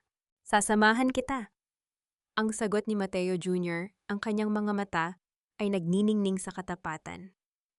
Kahit sa ang dulo ng mundo, Magdalena, habang naglalakad sila palayo sa Marangyang Hotel, iniwan ni Magdalena ang kanyang kulay abong sutla na gown sa silid, pinalitan ito ng isang simpleng damit na gawa sa koton. Ang bawat hakbang niya palayo sa ballroom ay tila pagtatapon ng isang mabigat na pasanin. Ang katarungan ay nakamit na, ang mga kontrabida ay nakatakda ng harapin ang kanilang karma sa loob ng piitan at ang katotohanan ay malaya na. Ngunit habang papalabas sila ng gusali, isang reporter ang humabol sa kanila. Senyora Magdalena, may mensahe ba kayo para kay Bianca? Huminto sandali si Magdalena. Tumingin siya sa malayo kung nasaan ang madilim na abot-tanaw ng dagat. Sabihin niyo sa kanya, ang pagpapatawad ay hindi ibinibigay, ito ay pinaghihirapan. At hihintayin ko ang araw na mahanap niya ang kanyang sarili bago niya mahanap ang kanyang ina. Sumakay sila sa isang simpleng sasakyan, iniwan ang lahat ng luho at puot. Ang gabi ay malalim, pangunit para kay Magdalena ang bukang liwayway ay nagsimula na sa kanyang puso. Isang taon ang mabilis na lumipas na tila mga alon na humuhugas sa mga bakas ng madilim na nakaraan sa dalampasigan ng Iloilo. Ang sikat ng araw ay marahang dumadampi sa malawak na dondian ng mga asukal, ngunit wala na ang amoy ng takot at bighati. Sa ilalim ng pamumuno ni Magdalena, ang lupang dati ay simbolo ng pang-alipin ay naging isang kooperatiba na ngayon ay pag-ari na ng mga manggagawang nagbuhos doon ng kanilang pawis at dugo. Sa isang maliit na bahay na yari sa puting bato sa gilid ng dagat, nakatayo si Magdalena habang pinagmamasdan ang mga bata na naglalaro sa buhanginan. Wala na sa kanyang leeg ang itim na perlas. Sa halip, isang simpleng krus na gawa sa kahoy ang nakasabit doon, isang simbolo ng kanyang pananampalatayang dumaan sa apoy at muling nabuhay. Ang kanyang mukha na dati ay puno ng pag-aalinlangan ay kakikitaan na ngayon ng isang uri ng kapayapaang hindi kayang bilhin ng anumang yaman. Magdalena, nakahanda na ang hapunan. Halika na sa loob bago pa lumamig ang simoy ng gabi. Ang tinig ni Mateo Jr. ay nananatiling kasing lalim at kasing init ng dati. Lumapit siya kay Magdalena at marahang ipinatong ang kanyang kamay sa balikat ng babae. Wala silang sinasabi ngunit sa pagtatama ng kanilang mga paningin naroon ang lahat ng pangakong hindi na kailangan pang bigkasin. Ang kanilang pag-iibigan ay hindi isang mabilis na apoy, kundi isang dahan-dahang pagningas ng uling na nagbibigay ng init sa gitna ng ginaw. Sa likod ng mga rehas ng pambansang bilangguan sa Manila, ang buhay ni na Mateo Sr. at Bianca ay naging isang mahaba at paulit-ulit na dusa. Ang bawat gabi ay puno ng pagsisisi at inggit habang nakikita nila sa telebisyon ang tagumpay ng kooperatiba ni Magdalena. Si Senyora Consuela naman ay naiwang mag-isa sa isang maliit na silid, sa isang kumbento ang kanyang mga daliri, ay pagod na sa pag-ikot ng kanyang rosaryo, ngunit ang kanyang puso ay nananatiling bilanggo ng sarili niyang mga pagkakamali. Wala nang yumuyukod sa kanya, wala nang tumatawag sa kanya na senyora. Dinalaw ni Magdalena si Bianca isang buwan na ang nakalilipas. Walang sigawan, walang sumbat. Tiningnan lamang niya ang kanyang anak sa mga mata at sinabing, ang pinto ng aking pagpapatawad ay hindi nakasara, Bianca. Ngunit ikaw ang may hawak ng susi para buksan ito mula sa loob ng iyong puso. Habang lumulubog ang araw sa Iloilo, nagpapakita ng mga kulay ng kahel at lila sa langit, naramdaman ni Magdalena ang isang kakaibang ginhawa. Natutunan niya na ang tunay na katarungan ay hindi lamang ang pagpaparusa sa mga may sala, kundi ang pagpapalaya sa sarili mula sa tanikala ng poot. Ang kanyang ama si Don Alfonso ay maaari na ring mamahinga ng payapa dahil ang kanyang alaala ay hindi na nababalot ng dugo, kundi ng mga perlas ng kabutihan na muling sumisibol sa puso ng mga tao. Salamat, Mateo, ang mahinang bulong ni Magdalena habang isinasandal ang kanyang ulo sa balikat ng lalaki. Salamat din, Magdalena, dahil tinuruan mo akong ang pinakamagandang perlas ay ang taong marunong bumangon mula sa sarili niyang pagkawasak. Ang dagat ay nananatiling saksi sa lahat. Ang bawat hampas ng alon sa pampang ay tila isang awit ng pag-asa, isang paalala na pagkatapos ng pinakamahabang gabi, ang bukang liwayway ay palaging dumarating para sa mga pusong marunong maghintay at magmahal ng tunay. Ang kwento ni Magdalena ay hindi nagtapos sa isang corona, kundi sa isang tahimik na tahanan, kung saan ang pag-ibig ay hindi na isang sakripisyo, kundi isang biyayang malaya at walang hanggan. Habang lumulubog ang araw sa dalampasigan ng Iloilo, natapos din ang mahabang paglalakbay ni Magdalena. Wala nang ingay ng puot kundi ang marahang bulong na lamang ng dagat na nagdadala ng pangako ng isang bagong simula sa tabi ng taong tunay na nagmamahal sa kanya. Mga mahal kong tagapakinig, maraming salamat sa inyong matiyagang pagsama sa akin hanggang sa huling yugto ng biyaheng ito. Alam niyo, habang isinusulat ko ang bahagi kung saan sinilaban ni Bianca ang bodega, habang nasa loob ang sarili niyang ina, tila huminto rin ang tibok ng aking puso. Hindi ko mapigilang manginig sa galit at awa dahil alam kong sa totoong buhay, may mga sugat na mas matindi pa sa apoy na kayang iwan ng sarili nating dugo at laman. Ang bawat salita sa kwentong ito ay hinubog mula sa mga totoong hibla ng buhay, mga lihim na daing ng mga kababaihang tila mga talaba sa kailaliman ng dagat, na sa bawat pilit na pagpasok ng buhangin at sakit sa kanilang pagkatao, ay mas pinipiling bumuo ng isang maningning na perlas ng katatagan. Sa inyong palagay, tama ba ang naging desisyon ni Magdalena na iwan ang lahat ng yaman at ibigay ang kwintas ng itim na perlas kay Senyora Victoria para sa kanyang katahimikan? O dapat ba siyang nanatili sa trono para masiguradong walang sino man ang muling makakaapi sa kanya?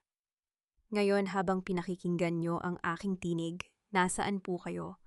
Marahil ay nagtutupi ng mga damit nagluluto para sa pamilya, o baka naman ay nagpapahinga pagkatapos ng isang nakakapagod na araw. Ibahagi nyo naman sa amin sa comment section ang inyong mga saloobin at sariling kwento ng pagbangon dahil dito sa ating tambayan palaging may nakikinig at nakakaunawa sa inyo. Huwag din ninyong kalimutang i-like at i-share ang ating video para mas marami pa tayong pusong maabot at mabigyan ng inspirasyon. Hangad ko ang inyong anlalagiang kapayapaan at ang lakas na harapin ang anumang unos. Tandaan nyo, gaya ng isang perlas, ang iyong halaga ay hindi nababawasan ng anumang bigat ng pagsubok. Ito ay lalo pang kumikinang sa bawat tagumpay mo laban sa dilim. Pamagat ng kwento ang reyna ng itim na perlas. Ang pagbangon ni Magdalena paalala.